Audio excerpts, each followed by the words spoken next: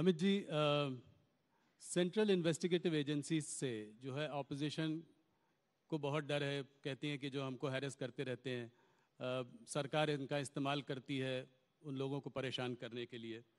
आज अगर आप देखें तो सत्येंद्र जैन, मनीष सिसोदिया जेल में हैं,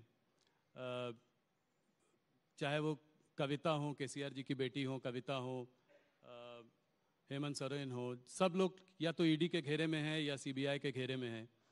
तो भूपेश बघेल जी के भी ज़्यादातर लोगों पर रेड्स पड़ती रहती हैं। तो ऑपोजिशन का कहना ये है कि क्या ईडी और सीबीआई के दफ्तर भारतीय जनता पार्टी के स्टेट्स में बंद हो चुके हैं? जरा भी ऐसा नहीं है।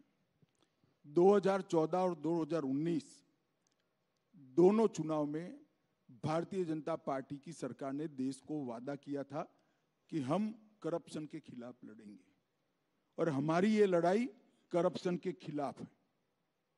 कल ही मोदी जी ने कुछ आंकड़े दिए थे, मैं इसको रिपीट करना चाहूंगा। 2004 से 2014 में ईडी, यही कानून था, कोई कानून हमने बदला नहीं है, यही कानून था। ईडी जो पीएमएल के कानून के तहत 5,000 करोड़ की संपत्ति कुर्क की थी, और मोदी जी के शासन के अंदर हमने 1,10,000 करोड़ की संपत्ति कुर्क की। उसका 5% भी पॉलिटिशियन का नहीं है, बाबुओं का भी है, भ्रष्ट व्यापारियों का भी है, सबका है, जो देश के कानून को तोड़कर टैक्स दिए बगैर धन शोधन करते हैं। क्या लड़ाई बंद कर दें? और क्या देश की जनता ऐसा कानून चाहती है कि अगर कोई पॉलिटिशियन, कोई राजनीति में काम करने वाले नेता या व्यक्ति भ्रष्टाचार करे तो इसके खिलाफ कोई कार्यवाही न हो? यही सीबीआई के तहत 9 वर्षों में हमने 5,000 केस भ्रष्टाचार के दर्ज किए।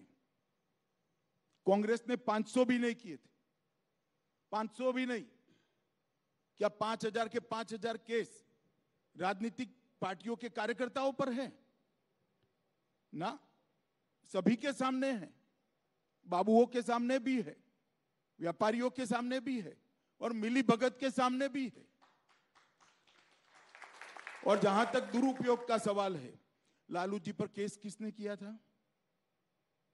यूपीए की सरकार ने किया था जी। शेख अब्दुल्ला के खिलाफ विमान भरकर अफसर, वो बड़े वाला एयर इंडिया का पुराना विमान आता है, क्या कहते 320 या ऐसा विमान होता है, पूरा विमान भरकर अफसर भेजे थे और कई सालों के लिए जेल में डाल दिए थे। किसने किया था? इंदिरा जी ने किया था। ये तो भ्रष्टाचार के केस है। मैं राहुल जी को और उनकी पार्टी को याद कराना चाहता हूं, इमरजेंसी डालकर लाखों बेगुनाह विपक्ष के नेताओं को जेल में डाल दिया था 19 महीने तक, और बेल का प्रोविजन भी नहीं था। और यहां तो बेल का प्रोविजन, आप कोर्ट में जाइए। मैं आपको बताता हूं दुरुपयोग कैसे होता है, मैं उसका भुक्तभोगी हूं। हमारे खिलाफ कोई भ्रष्टाचार का केस कांग्रेस ने नहीं किया था।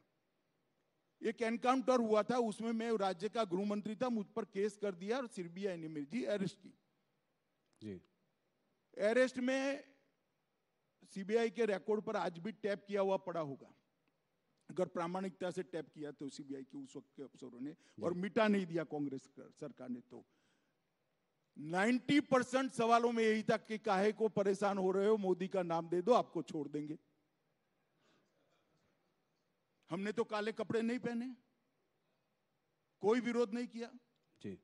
मोदी जी के खिलाफ एसआईटी बनाई, एक राज्य के मुख्यमंत्री के, कोई करप्शन का केस नहीं था। दंगों में इन्वॉल्वमेंट का केस करा, फर्जी टाइप का, जो अंत में सुप्रीम कोर्ट ने खारिज किया। हमने कोई हाई तौबा नहीं करी थी, कभी काले कपड़े पहनकर संसद को हमने जाम नहीं किया था भाई। और मैं बताता हूं नतीजा क्या आया। मुझे पकड़कर अरेस्ट किया, 90 में दिन ही बेल दे दी मुझे हाईकोर्ट ने। हाईकोर्ट ने कहा कि अरेस्ट करने के लिए पर्याप्त प्रूफ ही नहीं है, और मैंने एक्विटल की एप्लीकेशन डाली। मुंबई की अदालत ने, मुंबई में केस चला, गुजरात के बाहर ले गए, कोई आपत्ति नहीं, मुंबई में चला। वहां कोर्ट ने कहा कि राजनीतिक प्रतिशोध की भावना से सीबीआई ने राजनीतिक इशारों पर यह केस किया है, इसलिए हम अमित शाह को के खिलाफ के केस को और सारे आरोपों को खारिज करते हैं। हमने हाय तौबा नहीं की थी। और यही लोग थे, यही चिदंबरम बैठे थे, यही सोनिया जी नेतृत्व करती थी यूपीए सरकार का, यही मनमोहन सिंह थे और यही राहुल गांधी सांसद थे। अब क्या हो गया भाई? और हमने तो आप पर जो केस करे हैं भैया वो करप्शन के हैं, आपकी बदजुबानी का केस है। इस प्रकार के फर्जी केस नहीं किए हैं। और केजरीवाल भी रोज छातियां पीटते हैं भैया ये सारे निर्दोष हैं। तो जैन साहब कितने समय से अंदर हैं? काफी समय हो गया, 1.5 साल हो गया जी। क्यों बेल नहीं होता है? सिसोदिया जी कितने समय से अंदर हैं? क्यों बेल नहीं होता है? इस देश में अदालतें हैं भाई, सबने अपना केस लेकर अदालत के सामने जाना चाहिए। एजेंसियों के दुरुपयोग का आरोप करने की लिए मैं कांग्रेस के मित्रों को कहना चाहता हूं, एक उंगली किसी के खिलाफ करोगे तो 4 उंगली आपके खिलाफ आती है, ध्यान रखना। और इस देश की जनता ने आपके समय में सब कुछ देखा हुआ है, मगर हमने कभी भी ऐसे काले कपड़े पहनकर, काली पगड़ियां, काली धोती, काला कुर्ता पहनकर नहीं, रोड पर नहीं निकले हम। वही कानूनी मामला है, निर्दोष है तो कानून में श्रद्धा होनी चाहिए, कानून छोड़ देगा आपको। जी। मैं तो इतने साल तक कभी नहीं बोला, आज आपने यूं कर कर बुलवाया तो मैंने बता दिया। अब तक नहीं बोला था मैं तो कभी। पर अमित जी एक और पूरी मेरी इंट्रोगेशन में एक ही बात, मोदी का नाम दे दो, मोदी का नाम दे दो, मोदी का। भाई क्यों डरते हो मोदी से? क्यों फंसाना चाहते हो? और कोई इंट्रोगेशन में कोई चीज नहीं पूछी मुझे, और मेरे कारण बेचारे कई सारे पुलिस अफसर, निर्दोष टाइप के अफसरों को जेल में डाल दिया। और वही कांग्रेस आज ये प्रलाप कर रही है, वही चिदंबरम साहब आज बोल रहे हैं, वही कपिल सिब्बल बोल रहे हैं, वही अभिषेक मनु सिंघवी बोल रहे हैं। उनको आत्मचिंतन करना चाहिए कि भ्रष्टाचार का जितना भी पैसा इकट्ठा किया है, एक बार सामने से अदालत के सामने जाकर दे दे, शायद अदालत माफ कर दे उनको। ये ढूंढकर पकड़ेंगे तो तकलीफ आएगी।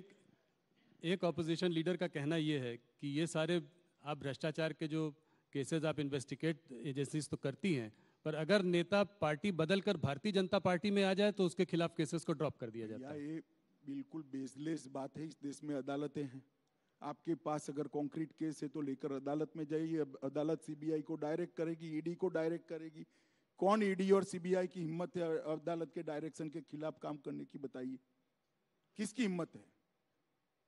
और कांग्रेस पार्टी क्या मानती है? इस देश में अदालतें बंद हो गई है, जाइए आप अदालत में।